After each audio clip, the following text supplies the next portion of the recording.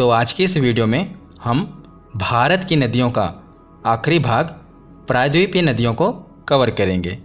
इसमें हम मध्य भारत और दक्षिण भारत की नदियों को कवर करेंगे। इससे पहले हमने हिमालयी नदियाँ, जिन्हें 3 भागों में विभाजित किया है, सिंधु नदी तंत्र, ब्रह्मपुत्र नदी तंत्र और गंगा नदी तंत्र, इन्हें डिटेल में कवर कर लिया है। अगर आपने हिमालयी नदियों की वीडियो को नहीं देखा तो ज़रूर देख लेना। आज हम कवर करेंगे प्रायद्वीपीय नदियाँ। इसके बाद हमारा भारत की नदियों का टॉपिक कंप्लीट हो जाएगा।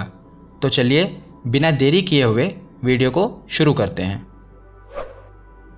तो चलिए वीडियो की शुरुआत करते हैं। और प्रायद्वीपीय नदियों को डिटेल में पढ़ने से पहले हम प्रायद्वीपीय नदियाँ और हिमालयी नदियाँ, इनके बीच में कुछ अंतर देख लेते हैं। उसके बाद हम पूरा प्रायद्वीपीय नदियों को डिटेल में पढ़ेंगे। तो शुरुआत करते हैं प्रायद्वीपीय नदियों से। प्रायद्वीपीय नदियाँ मौसमी होती हैं। याद रखिएगा, ये मौसमी होती हैं। क्यों? क्योंकि इनमें जल का स्रोत सामान्यतः वर्षा का जल होता है। तो जब मानसून आता है और बारिश होती है तो तब ये नदियाँ पूरी पानी से भर जाती हैं। पर जैसे जैसे गर्मी पड़ने लगती है ये नदियाँ सूखने लगती हैं और एक टाइम आता है कि कई नदियाँ तो पूरी तरह से सूख जाती हैं। तो इसीलिए याद रखिएगा, जो प्रायद्वीपीय नदियाँ होती हैं इनका जल का स्रोत होता है मानसून यानी कि वर्षा का जल। तो गर्मी के मौसम में इन नदियों का जल घटकर छोटी छोटी धाराओं में बहने लगता है और इस प्रकार की नदियाँ प्रायः गर्मी के मौसम में सूख जाती हैं। तो जैसे मैंने आपको बताया कि गर्मी के मौसम में ये सूख जाती हैं अधिकतर नदियाँ। कुछ अपवाद हैं, वो मैं आपको आगे बताऊँगा। अब हम देखते हैं हिमालयी नदियाँ। तो हिमालयी नदियों का उद्गम हिमालय से होता है, जैसा कि हमने पढ़ा था। और हिमालय से निकलने वाली नदियाँ वर्षवाहिनी होती हैं। वर्षवाहिनी याद रखिएगा। वर्षवाहिनी क्यों? वर्षवाहिनी का मतलब क्या होता है कि पूरे वर्ष इनमें पानी रहता है। ये पूरे वर्ष इनमें पानी रहता है। तो पूरे साल इनमें पानी क्यों रहता है? हिमालय से निकलने वाली नदियों के जल का स्रोत ग्लेशियर और वर्षा जल दोनों होता है, इसीलिए इनमें पूरे वर्ष पानी रहता है। एक तो जो बारिश होती है वर्षा का जल होता है, वो इसका स्रोत है। और दूसरा सबसे महत्वपूर्ण ग्लेशियर, मैंने आपको बताया था ना पर्वत वाली वीडियो में कि जो हिमालय पर्वत है ऊंचाई पर, वहाँ पर ग्लेशियर पाए जाते हैं। तो ये पिघलते रहते हैं। इनके पिघलने के कारण जो हिमालयी नदियाँ होती हैं इनमें जल का अभाव नहीं होता, क्योंकि इनको ग्लेशियर के पिघलने से पानी मिलता रहता है। जैसे जैसे गर्मी बढ़ती रहती है ग्लेशियर पिघलते रहते हैं। और गर्मी में भी आप देखेंगे कि जो हिमालयी नदियाँ हैं इनमें पानी भरा रहता है, उफान पर होती हैं, जबकि गर्मी होती है। क्यों? क्योंकि ये ग्लेशियर पिघलते रहते हैं और उन्हीं का पानी का स्रोत होता है इसका। उसके बाद बारिश हो जाती है तो इसमें और पानी आ जाता है और ये नदियाँ काफ़ी उफान पे होती हैं। फिर बाढ़, मतलब बाकी क्षेत्रों को बाढ़ से प्रभावित कर देती हैं, क्योंकि एक तो ग्लेशियर पिघल रहे हैं और ऊपर से बारिश हो जाती है। तो उसके बाद हम देखेंगे कि जो हम पढ़ रहे हैं प्रायद्वीपीय, ये यानी कि प्रायद्वीप कहते किसे हैं। उसके बाद एक और शब्द देखेंगे खाड़ी। आगे हम पढ़ेंगे खाड़ी के बारे में, बंगाल की खाड़ी, खंभात की खाड़ी। तो ये खाड़ी क्या होती है? तो सबसे पहले देखते हैं प्रायद्वीप यानी कि पेनिनसुला। तो प्रायद्वीप भूमि का वह भाग है जो 3 ओर से पानी से घिरा होता है, लेकिन एक तरफ से मुख्य भूमि से जुड़ा हुआ होता है। तो जैसा कि आप भारत का नक्शा देखेंगे तो जो ये दक्षिण भारत है इसे हम प्रायद्वीपीय भारत कहते हैं। क्यों? क्योंकि जैसे कि इसकी डेफिनेशन है कि जो प्रायद्वीपीय भूमि होती है वो 3 तरफ से जल से घिरी होती है और उसका एक भाग भूमि से जुड़ा होता है। उसी प्रकार आप देखेंगे ना, ये भाग भूमि से जुड़ा हुआ है और बाकी के 3 भाग क्या हुआ? समुद्र से जुड़े हुए हैं, इसीलिए इसे प्रायद्वीप कहते हैं। तो प्रायद्वीप के बाद अब हम देखते हैं कि खाड़ी क्या होती है। आपने सुना है ना, बंगाल की खाड़ी, खंभात की खाड़ी। तो खाड़ी क्या होती है? तो जो प्रायद्वीप है इसकी जो डेफिनेशन है इसी का विपरीत वो खाड़ी कहलाता है। कैसे? पहले इसकी डेफिनेशन देख लेते हैं कि समुद्र का वह भाग जो स्थल में काफ़ी दूर तक प्रवेश कर जाता है, जैसा कि आप देख रहे हैं काफ़ी दूर तक प्रवेश कर जाता है तथा तीनों ओर से स्थल से घिरा होता है, उसे खाड़ी कहते हैं। तो खाड़ी क्या होती है? जैसा कि आप देख रहे हैं ये जो समुद्र का भाग है ये तीनों तरफ से, इधर से भी और ऊपर से भी, ये स्थल से घिरा हुआ है और एक तरफ समुद्र से जुड़ा हुआ है, तो इसे हम खाड़ी कहेंगे। और प्रायद्वीप में हमने इसे उल्टा पढ़ा था ना कि स्थल का वह भाग जो तीनों तरफ से समुद्र से घिरा हो और एक तरफ से भूमि से जुड़ा हो, उसे प्रायद्वीप कहते हैं। और खाड़ी में क्या है कि एक तरफ समुद्र से जुड़ा हो और तीन तरफ से भूमि से घिरा हो, उसे खाड़ी कहते हैं। तो आशा करता हूँ आपको प्रायद्वीप और खाड़ी समझ आई होगी। इसके बाद अब हम आगे देखते हैं। तो अब हम दक्षिण भारत की नदियों को डिटेल में पढ़ते हैं। तो दक्षिण भारत की नदियों को दो भागों में बांटा गया है। एक बंगाल की खाड़ी में गिरने वाली नदियाँ और दूसरी अरब सागर में गिरने वाली नदियाँ। तो हमारे भारत के इस तरफ है बंगाल की खाड़ी और इस तरफ है अरब सागर। तो कुछ नदियाँ बंगाल की खाड़ी में गिरती हैं और कुछ नदियाँ अरब सागर में गिरती हैं। तो इसी प्रकार दक्षिण भारत की नदियों को दो भागों में बांटा गया है। तो हम दोनों को पढ़ेंगे। बंगाल की खाड़ी में ये सभी नदियाँ गिरती हैं। एक एक करके हम सभी को पढ़ेंगे, जैसे कि दामोदर नदी, स्वर्णरेखा नदी, वैतरणी नदी, ये सभी नदियाँ बंगाल की खाड़ी में गिरती हैं। और ये सभी नदियाँ अरब सागर में गिरती हैं, जैसे कि साबरमती, माही, नर्मदा। अब हम सभी को एक एक करके पढ़ना शुरू करते हैं। तो शुरुआत हम करते हैं बंगाल की खाड़ी में गिरने वाली नदियों से। तो जैसा कि आप मैप में देख रहे हैं, ये सभी नदियाँ बंगाल की खाड़ी में गिर जाती हैं और यही इनका सही क्रम है कि सबसे पहले हुगली है, दामोदर है, इसी क्रम से ये बंगाल की खाड़ी में गिरती हैं। एक एक करके हम सभी को पढ़ेंगे। पहले की जो नदियाँ हैं शुरुआत की, इनसे ज़्यादा प्रश्न नहीं बनते, मतलब कि इनसे डिटेल में प्रश्न नहीं बनते। बस ये पूछ लिया जाता है कि ये कहाँ से निकलती हैं, उद्गम स्थल कहाँ पर है। पर आगे की नदियाँ जैसे कि गोदावरी हो गया, कृष्णा हो गया, कावेरी हो गया, ये डिटेल में पूछी जाती हैं। तो उन्हें हम डिटेल में पढ़ेंगे। जहाँ जैसे प्रश्न बनते हैं उसी प्रकार उनको कवर करेंगे। तो पिछली वीडियो में गंगा नदी तंत्र वाली वीडियो में मैंने आपको बताया था दामोदर नदी के बारे में। तो वहीं से हम शुरू करते हैं जहाँ से हमने छोड़ा था। तो सबसे पहले देखते हैं दामोदर नदी। इसका उद्गम कहाँ से है, मतलब कि ये निकलती कहाँ से है। तो छोटा नागपुर पठार, झारखंड के छोटा नागपुर पठार से दामोदर नदी निकलती है। इसका बहाव क्षेत्र कौन सा है, मतलब कि किन किन राज्यों में ये बहती है। तो झारखंड से ये निकलती है, उसके बाद ये पश्चिम बंगाल में जाती है और पश्चिम बंगाल के बाद बंगाल की खाड़ी में गिर जाती है। तो इसकी विशेषता क्या है, यानी कि हमें याद क्या रखना है। तो दामोदर नदी झारखंड से निकलकर पश्चिम बंगाल में हुगली नदी में जाकर मिल जाती है। यही पूछा जाता है कि हुगली नदी की सहायक नदी कौन सी है। तो ये है दामोदर नदी, क्योंकि ये हुगली नदी में पश्चिम बंगाल में जाकर मिल जाती है। मैंने आपको गंगा नदी तंत्र वाली वीडियो में बताया था कि जो गंगा नदी है पश्चिम बंगाल के फरक्का बैराज से ये दो धाराओं में बढ़ जाती है। मैंने वहाँ पर आपको बताया था, एक है जो पश्चिम बंगाल में आती है उसे हुगली नदी कहते हैं, और दूसरी जो धारा है ये बांग्लादेश में चली जाती है, उसे पद्मा नदी कहते हैं। ये गंगा नदी की ही दो धाराएं हैं। तो जो पश्चिम बंगाल में आती है उसे हुगली नदी कहते हैं, और उसी हुगली नदी में छोटा नागपुर पठार से एक दामोदर नदी निकलती है, वो हुगली नदी में मिल जाती है और आगे जाकर ये बंगाल की खाड़ी में गिर जाती हैं, याद रखिएगा। तो अगली नदी देखते हैं स्वर्णरेखा नदी। तो जो स्वर्णरेखा नदी है इसका उद्गम रांची के पठार है। तो झारखंड में है रांची के पठार, तो वहीं से इसका उद्गम होता है और इसका बहाव क्षेत्र है, पहले ये झारखंड से निकलती है, उसके बाद ये उड़ीसा जाती है। तो उड़ीसा होते हुए ये भी पश्चिम बंगाल में बंगाल की खाड़ी में गिर जाती है। इसे यही पूछा जाता है प्रश्न कि स्वर्णरेखा नदी कहाँ से निकलती है। तो याद रखिएगा ये रांची के पठार से निकलती है, बस इतना याद रखिएगा। अगली नदी है वैतरणी नदी। तो वैतरणी नदी का उद्गम क्योंझर पठार जो कि उड़ीसा में है, याद रखिएगा ये कहाँ से निकलती है, उड़ीसा से। और यहीं से एक प्रश्न बनता है, एग्जामिनर एक प्रश्न पूछता है और आपको 4 ऑप्शन दिए जाते हैं। उसमें ये पूछा जाता है कि बताइए कौन सी नदी है जो झारखंड से नहीं निकलती। तो ऊपर की 4 नदियाँ आप याद रखिएगा। देखिए सबसे ऊपर है दामोदर, ये भी झारखंड से ही निकलती है। दूसरी हम पढ़ रहे हैं स्वर्णरेखा, पढ़ ली हमने, ये भी झारखंड से निकल रही है, रांची के पठार से। पर वैतरणी नदी ये कहाँ से निकल रही है, उड़ीसा से।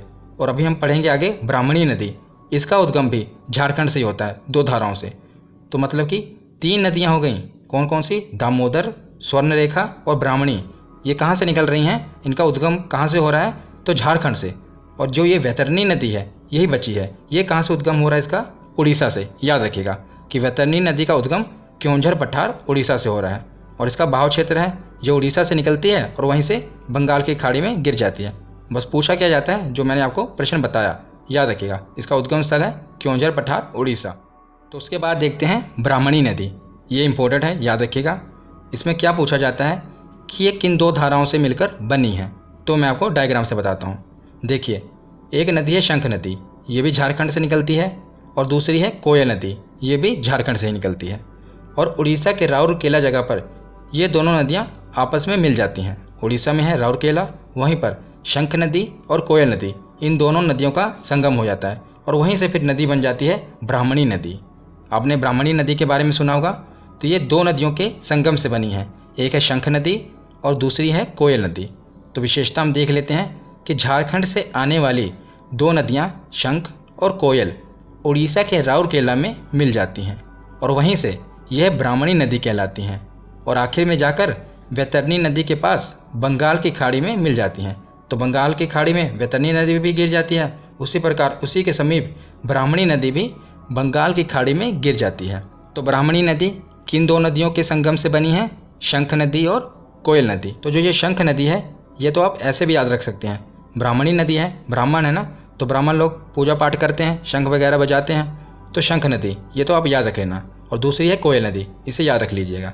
तो शंख नदी और कोयल नदी, इन दोनों नदियों के संगम से बनती है ब्राह्मणी नदी। और कहाँ पर बनती है तो याद रखिएगा, उड़ीसा के राउरकेला में इनका संगम होता है, और वहीं से आगे फिर ये ब्राह्मणी नदी बन जाती है, और ब्राह्मणी नदी आगे जाकर बंगाल की खाड़ी में गिर जाती है। तो मैं आपको ये जितनी भी नदियाँ बता रहा हूँ, ये सभी बंगाल की खाड़ी में ही जाकर गिर जाती हैं। तो उससे आगे हम पढ़ते हैं महानदी। तो महानदी का उद्गम सिंहावा पहाड़ी, जो कि छत्तीसगढ़ में है, वहाँ से इसका उद्गम होता है। और बात करें इसके बहाव क्षेत्र की, तो ये छत्तीसगढ़ से निकलती है, जैसा कि हमने देखा सिंहावा पहाड़ी से, और उसके बाद ये उड़ीसा में जाती है, और फिर वहीं उड़ीसा से बंगाल की खाड़ी में गिर जाती है। तो इसे हमें याद क्या क्या रखना है? सबसे पहले तो यही कि इसका उद्गम कहाँ से हुआ, तो सिंहावा पहाड़ी से, जो कि छत्तीसगढ़ में है, और उड़ीसा के कटक शहर में यह नदी डेल्टा बनाती है।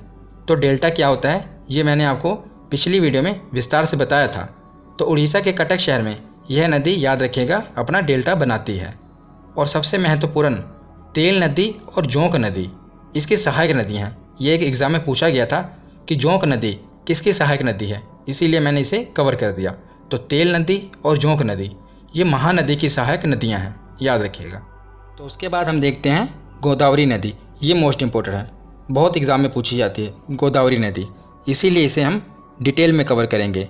इसकी हम सहायक नदियाँ भी देखेंगे और महत्वपूर्ण पॉइंट भी देखेंगे कि क्या क्या पूछा जाता है, कहाँ से निकलती है, सब कुछ देखेंगे। तो जैसा कि मैंने आपको बताया ना कि जो नदियाँ इंपॉर्टेंट हैं उन्हें हम डिटेल में कवर करेंगे, और बाकी की नदियाँ जो छोटी नदियाँ हैं और ज़्यादा एग्जाम में नहीं पूछी जाती, उनके हम उद्गम स्थल देख लेंगे कि यानी कि वो कहाँ से निकल रही हैं, उनका बहाव क्षेत्र कहाँ कहाँ बहती हैं। तो अब हम गोदावरी नदी देखते हैं। तो गोदावरी नदी का उद्गम यानी कि ये कहाँ से निकलती है, तो नासिक के त्र्यंबकेश्वर से निकलती है, जो कि महाराष्ट्र में है। और त्र्यंबकेश्वर में ही भगवान भोलेनाथ का ज्योतिर्लिंग भी है। भोलेनाथ के पूरे भारत में 12 ज्योतिर्लिंग है, उसी में से एक ज्योतिर्लिंग है त्र्यंबकेश्वर में, और वहीं से गोदावरी नदी निकलती है। तो इसका बहाव क्षेत्र यानी कि ये किन किन राज्यों में से बहती है, तो महाराष्ट्र के नासिक से तो निकलती है, उसके बाद ये छत्तीसगढ़ में जाती है, और छत्तीसगढ़ के बाद तेलंगाना होते हुए आंध्र प्रदेश में बंगाल की खाड़ी में जाकर गिर जाती है। याद रखिएगा, ये जितनी भी नदियां हैं हम जो पढ़ रहे हैं अभी, ये सभी बंगाल की खाड़ी में गिर जाएंगी। तो आंध्र प्रदेश में ये बंगाल की खाड़ी में गिर जाती है, और निकलती कहाँ से है, तो महाराष्ट्र से। और इसकी विशेषता देखते हैं कि हमें याद क्या क्या रखना है। तो सबसे पहले है कि गोदावरी नदी की लंबाई 1465 किलोमीटर है, ये याद रखिएगा। इसकी लंबाई पूछी जाती है कि गोदावरी नदी की कितनी लंबाई है, तो याद रखिएगा 1465 किलोमीटर। और यह है दक्षिण भारत की सबसे लंबी नदी है। ये इंपॉर्टेंट है कि जो गोदावरी नदी है ये दक्षिण भारत की सबसे लंबी नदी है, और भारत की दूसरी सबसे लंबी नदी है। अगर हम पूरे भारत की बात करें तो भारत की सबसे लंबी नदी कौन सी है, तो वो है गंगा नदी, जिसकी लंबाई है 2525 किलोमीटर। और भारत की दूसरी सबसे लंबी नदी कौन सी है, तो वो गोदावरी है। लेकिन अगर हम दक्षिण भारत की बात करें, मतलब कि उत्तर भारत को छोड़ दें, सिर्फ प्रायद्वीपीय भारत यानी दक्षिण भारत को देखें, तो उसमें गोदावरी नदी सबसे लंबी नदी है। पर अगर हम पूरा ऊपर से उत्तर भारत, दक्षिण भारत, पूरे भारत को देखें, तो ये जो गोदावरी नदी है ये दूसरी सबसे लंबी नदी है। उस समय गंगा नदी सबसे लंबी नदी आएगी। लेकिन दक्षिण भारत में गोदावरी नदी सबसे लंबी नदी होगी। उसके बाद अगला पॉइंट देखते हैं, किसे वृद्ध गंगा, बूढ़ी गंगा और दक्षिणी गंगा भी कहते हैं। ये इंपॉर्टेंट है, एग्जाम में बहुत बार पूछा गया है। और याद रखिएगा, यहाँ मैंने लिखा है दक्षिणी गंगा। एक दक्षिण भारत की गंगा भी है, वो हम आगे देखेंगे। पर दक्षिणी गंगा गोदावरी नदी को कहा जाता है, और बूढ़ी गंगा भी गोदावरी नदी को ही कहा जाता है, और वृद्ध गंगा भी गोदावरी नदी को कहा जाता है। तो एग्जामिनर पूछता है कि बूढ़ी गंगा किसे कहा जाता है, तो याद रखिएगा गोदावरी नदी को। और अगला पॉइंट है कि नासिक गोदावरी नदी के तट पर है। तो ये नदी नासिक से तो निकल ही रही है, तो इसी के तट पर है, गोदावरी नदी के तट पर नासिक, याद रखिएगा। उसके बाद हम देखते हैं गोदावरी की सहायक नदियाँ। ये इंपॉर्टेंट नदी है, तो इसकी सहायक नदियाँ भी देखेंगे, हम डिटेल में देखेंगे। तो ये क्वेश्चन तो इससे यही बनता है कि बताइए इसकी सहायक नदियाँ कौन कौन सी है। जैसे आपको ऑप्शन में दे दिया जाएगा कि पूर्णा नदी किसकी सहायक नदी है, पेनगंगा किसकी सहायक नदी है, गोदावरी की। पर अगर आपसे डिटेल में भी पूछ ले तो मैंने आपको ये डायग्राम से समझाया कि कौन सी नदी बाईं ओर से आकर मिल रही है, कौन सी दाईं ओर से आके। ये ऊपर से जो नदियाँ यानी कि उत्तर से मिलेंगी ये बाईं ओर से, और जो दक्षिण से मिलेंगी ये दाईं ओर से। तो सबसे पहले जो बाईं ओर से मिल रही हैं यानी कि उत्तर से आ रही हैं उन्हें देखते हैं। तो जैसा कि ये नदी निकल रही है त्र्यंबकेश्वर से, यानी कि गोदावरी नदी ये पूरी त्र्यंबकेश्वर से निकल रही है, ठीक है। ऊपर से जो नदियाँ आ रही हैं ये सहायक नदियाँ। सबसे पहले है पूर्णा, याद रखिएगा पूर्णा नदी। और दूसरी नदी है, ये पहले देख लेते हैं, इंद्रावती, एक है सबरी। 3 नदियाँ हो गई, पूर्णा, इंद्रावती और सबरी नदी। उसके बाद ये 3 नदियों का एक संगम है, इन्हें भी हम देख लेते हैं। सबसे पहले है पेनगंगा, तो एक नदी आती है पेनगंगा, और उसी में एक नदी है वर्धा। ये दोनों नदियाँ आपस में मिल जाती हैं, कौन कौन सी, पेनगंगा और वर्धा। उसके बाद थोड़ी दूर ये आगे चलती हैं तो एक और नदी आती है वेनगंगा। फिर ये तीनों नदियाँ आपस में मिल जाती हैं। कैसे, देखिए पहले पेनगंगा आई, फिर उसके बाद वर्धा आई, ये दोनों नदियाँ आपस में मिली यहाँ पर। उसके बाद ये आगे चली तो वेनगंगा इसमें आके मिल गई।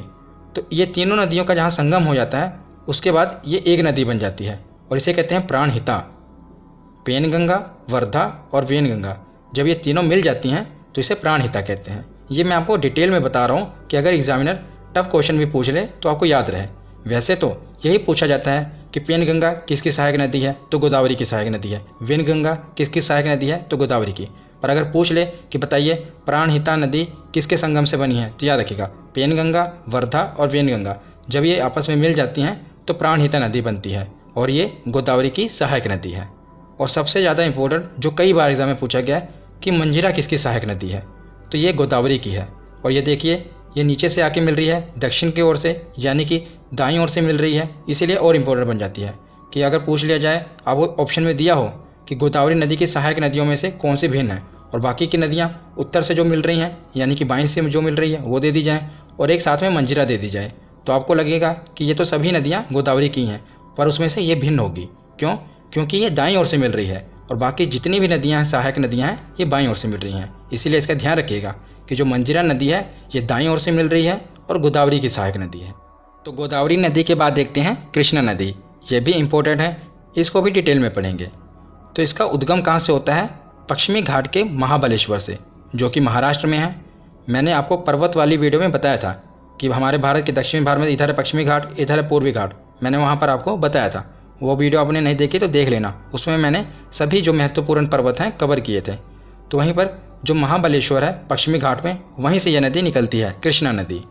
और बात करें इसके बहाव क्षेत्र की, तो महाराष्ट्र से ये निकलती है, उसके बाद कर्नाटक में जाती है, कर्नाटक से आगे ये तेलंगाना होते हुए आंध्र प्रदेश में बंगाल की खाड़ी से मिल जाती है कृष्णा नदी। इसकी विशेषता क्या है, हमें याद क्या क्या रखना है कि यह प्रायद्वीपीय भारत की दूसरी सबसे लंबी नदी है। पहली प्रायद्वीपीय भारत कौन सा हुआ, दक्षिण भारत ना। तो दक्षिण भारत की अगर बात करें सबसे लंबी नदी कौन सी है, तो हमने पढ़ी गोदावरी नदी है। और दूसरी सबसे लंबी नदी कौन सी है, तो वो कृष्णा नदी आ जाएगी, ठीक है, याद रखिएगा। पहली सबसे लंबी नदी दक्षिण भारत की गोदावरी, दूसरी सबसे लंबी नदी दक्षिण भारत की तो कृष्णा। उसके बाद देखते हैं कि कोयना नदी, कोयना नदी क्या है, आगे भी हम पढ़ेंगे इसकी सहायक नदी। तो कोयना इसकी सहायक नदी है, और इसी को महाराष्ट्र की जीवन धारा कहा जाता है। जीवन धारा भी कहा जाता है, कहीं कहीं जीवन रेखा भी लिखा होता है। तो महाराष्ट्र की जीवन धारा या जीवन रेखा कोयना नदी को कहा जाता है। ये महाराष्ट्र में ही बहती है, इसीलिए इसको वहाँ की जीवन धारा कहा जाता है। उसके बाद एक नदी है मूसी नदी, तो मूसी नदी के तट पर है हैदराबाद शहर। ये इंपॉर्टेंट है और बहुत बार एग्जाम में पूछा गया है कि हैदराबाद किस नदी के तट पर है, तो याद रखिएगा मूसी नदी के तट पर। अभी हम सहायक नदियाँ पढ़ेंगे, पर हम ये विशेष बातें देख लेते हैं पहले, और उसके बाद देखते हैं कि आंध्र प्रदेश में विजयवाड़ा के पास ये नदी डेल्टा बनाती है। तो ये अपना डेल्टा कहाँ पर बनाती है? तो आंध्र प्रदेश में विजयवाड़ा के पास ये अपना डेल्टा बनाती है। कौन सी नदी? कृष्णा नदी। अब इसकी हम सहायक नदियाँ देखते हैं। तो ये निकलती है महाबलेश्वर से, जैसा कि हमने देखा महाबलेश्वर से ये निकलती है। तो ऊपर से एक नदी आती है उत्तर की ओर से, भीमा नदी, मतलब कि बाईं ओर से, और एक नदी है मूसी नदी। ये दोनों बाईं ओर से मिलती हैं। भीमा नदी और मूसी नदी ये दोनों ही इंपॉर्टेंट है। भीमा और मूसी भी ये बहुत बार एग्जाम में पूछी गई हैं, ठीक है ना, याद रखिएगा। और मूसी नदी क्यों पूछी जाती है? क्योंकि हैदराबाद मूसी नदी के ही तट पर है। उसके बाद नीचे की ओर देखते हैं, यानी कि दाईं ओर से। तो दाईं ओर से आ रही है, एक है कोयना नदी, ये महाराष्ट्र की जीवन धारा कहा जाता है इसे। उसके बाद दोनों नदियाँ याद रखिएगा इकट्ठा ही, घाट प्रभा और माल प्रभा, ये भी कृष्णा नदी की सहायक नदियाँ हैं। तो घाट प्रभा और माल प्रभा भी पूछी जाती हैं, याद रखिएगा। उसके बाद एक और है सबसे इम्पोर्टेंट, तुंगभद्रा नदी, ये भी कृष्णा नदी की ही सहायक नदी है। तो जो तुंगभद्रा नदी है ये दो नदियों के संगम से बनी है। ये तो आप आसानी से याद रख लेंगे, एक है तुंग और दूसरी है भद्रा, और यही दोनों मिलकर बनाती हैं तुंगभद्रा। तुंग और भद्रा दोनों मिलकर बनाती हैं तुंगभद्रा, और ये नीचे की ओर से यानी कि दक्षिण की ओर से ये जाकर कृष्णा नदी में मिल जाती हैं। तो ये सभी कृष्णा नदी की सहायक नदियाँ हैं। आप इन्हें बस याद रख लीजिए कि कौन कौन सी सहायक नदियाँ हैं, कि भीमा है, मूसी है, कोयना, घाट प्रभा, माल प्रभा, तुंगभद्रा, ये कृष्णा नदी की सहायक नदियाँ हैं। और मैंने आपको ये भी बता दिया कि कौन सी दाईं ओर से मिल रही है, कौन बाईं ओर से मिल रही है। अगर एग्जामिनर डेप्थ में भी क्वेश्चन पूछ ले तो याद रखिएगा। तो कृष्णा नदी के बाद कुछ छोटी छोटी नदियाँ बची हैं जो कि बंगाल की खाड़ी में गिरती हैं, इन्हें भी देख लेते हैं। अगर एग्जामिनर इससे भी क्वेश्चन पूछ ले तो आपको याद रहेगा। इनके हम उद्गम स्थल देख लेते हैं। तो सबसे पहले है पेन्नार नदी। ये कहाँ से निकलती है? तो उद्गम होता है इसका कर्नाटक के कोलार से। कर्नाटक के कोलार में क्या है आपको याद होगा, तो वहाँ पर सोने की खान पाई जाती है कर्नाटक के कोलार में, और वहीं से ये कर्नाटक के कोलार से ही पेन्नार नदी निकलती है। और इसका बहाव क्षेत्र है, यानी कि कहाँ कहाँ से होकर ये बहती है, तो कर्नाटक से निकलती है, आगे जाती है आंध्र प्रदेश में, और वहीं पर बंगाल की खाड़ी में गिर जाती है। याद आपको बस इतना ही रखना है कि इसका उद्गम कहाँ पर है, तो कर्नाटक के कोलार में। तो पेन्नार नदी के बाद देखते हैं कावेरी नदी। ये भी इम्पोर्टेंट है, इसे हम पढ़ते हैं। तो कावेरी नदी का उद्गम कहाँ से होता है? तो कर्नाटक की ब्रह्मगिरी पहाड़ी से। कर्नाटक की ब्रह्मगिरी पहाड़ी से कावेरी नदी निकलती है, और कर्नाटक के बाद ये तमिलनाडु में बंगाल की खाड़ी में गिर जाती है। इसकी विशेषता क्या है, हमें याद क्या क्या रखना है? तो यह दक्षिण भारत की एकमात्र सदाबहार नदी है। जैसा कि हमने शुरू में पढ़ा ना कि जितनी भी दक्षिण भारत की नदियाँ हैं, इनका जो जल का स्रोत है ये वर्षा का जल है, और गर्मी में ये नदियाँ धीरे धीरे सूख हो जाती हैं। पर दक्षिण भारत की एकमात्र नदी है कावेरी नदी, ये गर्मियों में भी नहीं सूखती। क्यों नहीं सूखती? इसमें पूरे वर्ष पानी रहता है। तो इस नदी में पूरे वर्ष पानी क्यों रहता है वह मैं आपको समझाता हूँ। तो जैसा कि ये नदी है कर्नाटक से निकलती है, कर्नाटक से निकलती है और तमिलनाडु में बंगाल की खाड़ी में गिर जाती है। तो क्या होता है, जब भारत में मानसून की शुरुआत होती है तो केरल और कर्नाटक से एंटर करता है मानसून, तो जून में एंटर करता है। तो जून में यहाँ पर बारिश हो जाती है, बारिश हो जाती है कर्नाटक में, और इस नदी में पूरा जल भर जाता है। ये एक बार तो जल भर गया, और दोबारा क्या होता है, जब मानसून लौटता है, मानसून लौटता कब है, तो नवंबर दिसंबर में जब मानसून लौटता है तो उस समय तमिलनाडु के एरिया में बारिश होती है। ऊपर का जो एरिया है यहाँ पर बारिश नहीं होती, पर यहाँ पर पूर्वी घाट से टकराकर तमिलनाडु के एरिया में जो कोरोमंडल का तट है वहाँ पर बारिश होती है। तो दूसरी बार बारिश हो गई, तो फिर उस समय इसमें नदी में पानी भर जाता है। तो दोनों मानसून से, जब मानसून आ रहा है तब भी इसमें बारिश होती है, अब जब मानसून लौट रहा है तब भी इसमें बारिश होती है, जिस कारण इस नदी में पूरे वर्ष पानी रहता है, और इसे दक्षिण भारत की गंगा भी कहते हैं। तो हमने पीछे पढ़ा था दक्षिणी गंगा, वो कौन सी नदी थी, वो गोदावरी नदी थी, और ये है दक्षिण भारत की गंगा, तो ये कावेरी नदी है। इन दोनों में काफ़ी कन्फ्यूज़न होती है, याद रखिएगा। जब दक्षिण भारत की गंगा की बात आए तो वो कावेरी नदी होगी, जब दक्षिणी गंगा की बात आए तो वो गोदावरी नदी होगी, याद रखिएगा। तो कावेरी नदी के बाद दो नदियाँ हैं जो तमिलनाडु में छोटी छोटी नदियाँ हैं, इन्हें भी देख लेते हैं। एक है वैगई और दूसरी है ताम्रपर्णी। इसे ताम्रपाणी भी कहते हैं, ताम्रपर्णी और वैगई, ये दोनों तमिलनाडु से निकलती हैं। पहले मैं आपको कुछ बताना चाहता हूँ, जैसा कि ये है दक्षिण भारत और इधर है श्रीलंका, और श्रीलंका के आगे कुछ द्वीप हैं जिसे हम राम सेतु कहते हैं, और इसी राम सेतु के इस तरफ ये है पाक की खाड़ी, इसे हम पाक की खाड़ी कहेंगे, और इस तरफ की खाड़ी को हम कहते हैं मन्नार की खाड़ी। याद रखिएगा, ऊपर की तरफ जो है इसे पाक की खाड़ी कहते हैं और इसे मन्नार की खाड़ी कहते हैं। तो ये दो नदियाँ, एक पाक की खाड़ी में गिरती है और दूसरी मन्नार की खाड़ी में गिरती है। तो याद रखिएगा, जो वैगई नदी है ये पाक की खाड़ी में गिर जाती है। और सबसे महत्वपूर्ण मदुरै, जिसे मदुरई भी कहते हैं, यह शहर वैगई नदी के ही तट पर है। एग्जाम में पूछा जाता है कि मदुरै शहर किस नदी के तट पर है, तो ये वैगई नदी के तट पर है। मीनाक्षी मंदिर भी यहीं पर है ना, मदुरै शहर में। और दूसरी है ताम्रपर्णी नदी, ये मन्नार की खाड़ी में गिरती है। तो कई बार आपको कन्फ्यूज़न हो सकता है कि कौन सी मन्नार की खाड़ी में गिरेगी, कौन सी पाक की।